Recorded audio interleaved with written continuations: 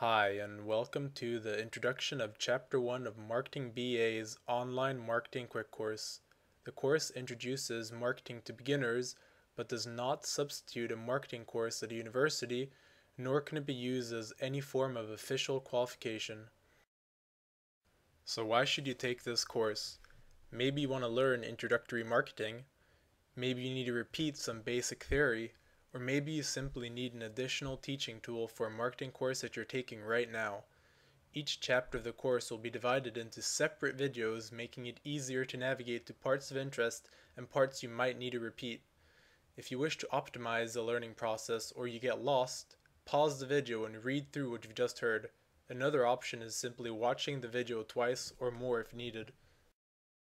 Let's begin this course by answering a very important question. What is marketing?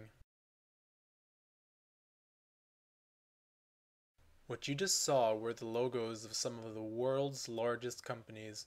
You've probably seen at least one or two of these before, and you probably remember them for a number of different reasons. Right now, only one of those reasons is important. That reason is marketing.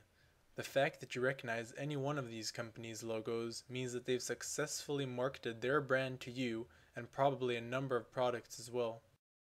Now let's look at two more academic definitions of marketing.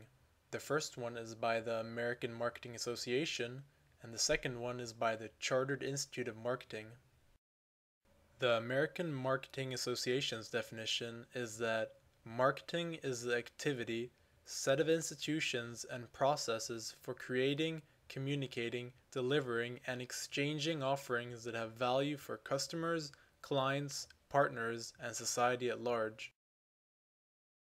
The Chartered Institute of Marketing defines marketing as the management process responsible for identifying, anticipating, and satisfying customer requirements profitably.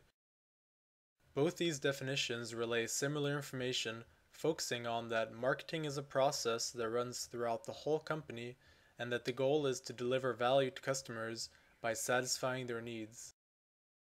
Now that you know how marketing is defined, let's move on to an important distinction that needs to be made in marketing. First, think of yourself as a customer and what that means.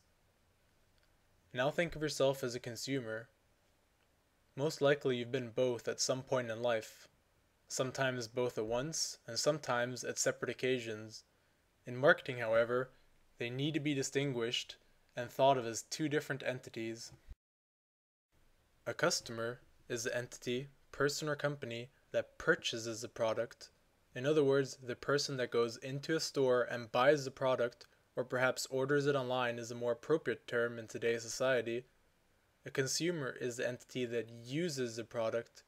It might be the person that bought it, but it might also be someone else, a friend, a mother, a child. Anyone besides you creates the scenario of the customer and consumer being two different entities. Understanding this difference is important as it needs to be taken into consideration when directing marketing efforts. To make this easier to understand, let's look at an example. Imagine that Coca-Cola has decided to release a new flavor of Coke and is planning a marketing campaign.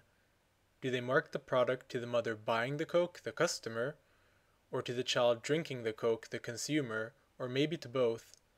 It might be easier for Coca-Cola to convince the mother to buy the Coke by marketing the new flavor as a healthier option containing less sugar, while the child will probably be more interested in that a famous singer or football player drinks it. What this example shows is that when a marketing campaign is planned, both the customer buying the product and the consumer using the product need to be taken into consideration as they might respond to completely different marketing messages. We've now reached the end of the introduction. Part 2 of Chapter 1 will introduce the marketing mix, one of the most commonly taught marketing theories that discusses some very important aspects of marketing. Be sure to stay tuned at MarketingBA.com for future releases, marketing tips, and various tutorials that will be of value if you wish to start your own company or work within the marketing industry in the future.